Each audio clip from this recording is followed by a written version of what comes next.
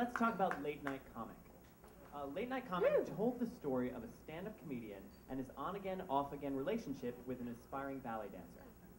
Brian Gari wrote the partially autobiographical show when he was a struggling singer-songwriter in comedy clubs. I did songs between the comedians' acts and they gave me hamburgers, he said.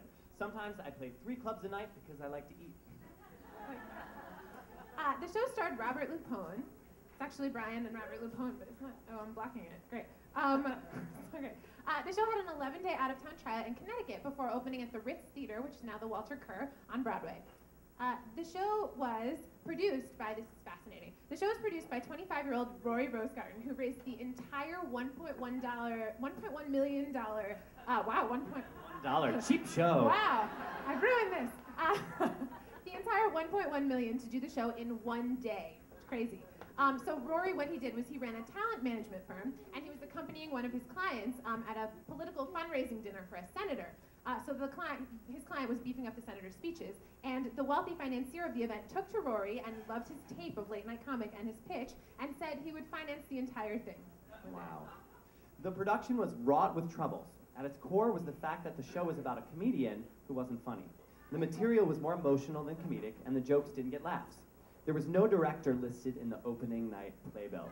Isn't that crazy? Isn't that crazy? That picture. That's actually from, Brian wrote an amazing book about the experience that you should all read, because it's like a fascinating, great book about Late Night Comic. And in it is this was an insert in the program that Philip Rose voluntarily withdrew. Can you imagine opening your playbill and getting that? It's like crazy. Wow. Jack O'Brien was with John. You're like, whoa. No. Just perspective. Why did I pick Jack O'Brien? I don't know. The producer cut the title song until opening night when Gary got the Dramatists Guild to reinstate it. The title song. So weird. Critics slammed the show. On CBS, Dennis Cunningham reported, Late Night Comic is a record low. Late Night Comic is so bad that when I went outside for intermission, I stood under the marquee of a different theater. It's just like... It's CBS.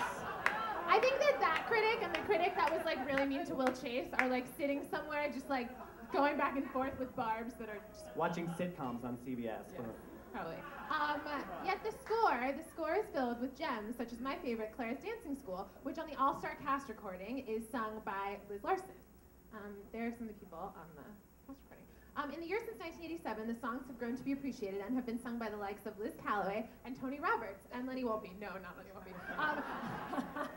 As well. Liz Calloway be in our concert. I was like, how many Lenny Wolpe jokes can I make before it's not funny? And we were like, I don't know.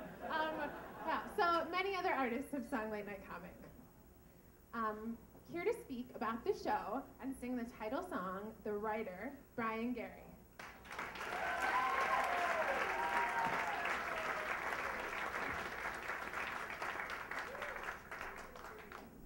Wow. I've got to tell you, I love the word underappreciated. You know, it's so much better than hearing the word that begins with an F and ends with a P. You figured that out now? Actually, Jennifer and Kevin, I love this show. I'm so happy to be a part of it. Thank you for doing this. Thank you. And Caleb, you're a wonderful piano player, and you should be playing this song tonight. But I get to work with Jesse over here on drums, Jesse Brickell.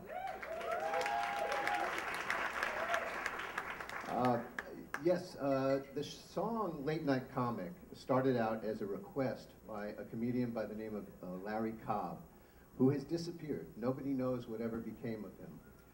But in 1977, I was playing these clubs, doing my songs, sandwiched in between Jerry Seinfeld and Larry Miller and Bill Maher. And one day Larry Cobb said to me, you know, would you write a song for my act? And I said, well, I'll try and do something for you. And I wrote Late Night Comic. And I brought the song to him. It only had one verse at that time. And I played it for him. He says, wow, he says, this is a pretty serious song. I don't think I could do it in my act. He says, but you could do it as part of your act in the show here at the comic strip. And I said, oh, all right, maybe I'll try it. So I did. I played the song, and it became a staple of my performance at the comic strip for years, actually. But I had always thought it could make an interesting musical if I, you know, really wrote some more songs for it and just could it evolve into something. And sure enough, 10 years later, it became a Broadway show. And I was very proud of my my score for. It was really hard work, and but I enjoyed it. And actually, a lot of people are here tonight that that had a great hand in working on the show. The orchestrator, Larry Hochman, is here. There he is. Who actually, we finally got to utilize his orchestrations on this 20th anniversary album. And in fact, one of the other performers from the album, Mary Testa, is here. And she did a great job. And Liz Calloway is on this, and Liz Larson, as you Lenny mentioned. Wolpe. No, he's not on there, strangely enough. But we'll do a part 2, and we'll get him on there. But Rupert Holmes actually sings the title song on it. And also I'd like to introduce, we keep talking about Mana, but Mana Allen was up for the role of Gabrielle. I thought she'd make a great Gabrielle, and she's here tonight too, right, somewhere here. Right there. Mana and Larry are actually like the godfather and godmother of the series, so there you go. And one Super person fans. in particular that you really should know, because he is responsible for putting out the cast albums when nobody else would put them out, including Late Night Comic, and he put out 4 of the albums that are on this show tonight, and his name is Bruce Yecko at Original Cast Records.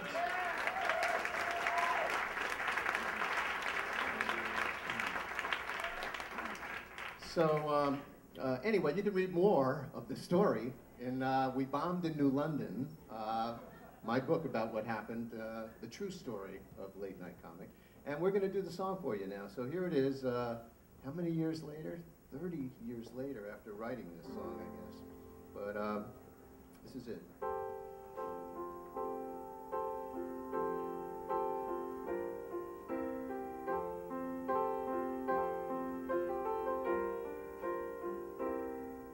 Stayed up at the diner half the night, tried his best to get the new bit right, but the jokes were the worst, and the comic right behind him said he wrote the whole thing first and threw it out. Called the club and asked them for a spot. They said 4 a.m.'s an empty slot, but he still didn't care. And sure enough, a waitress was the only person there, and she walked out. Late night comic, your audience is gone, but still you grab that microphone, and still you carry on. Late night comic, keep the laughter coming till the dawn.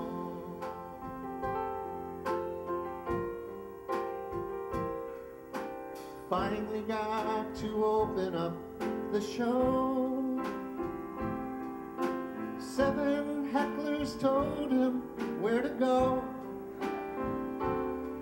and he knew he was dead, 'cause when he got off stage, the owner quickly turned his head and walked away.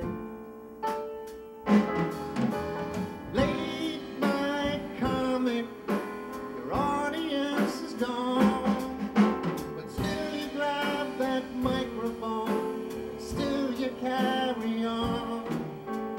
Late night comic, keep the laughter coming till the dawn. Late night comic, late night comic, late night comic, never yawn, never yawn.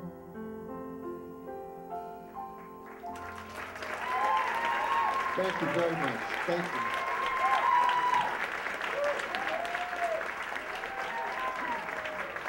Show them your jacket. Show jacket.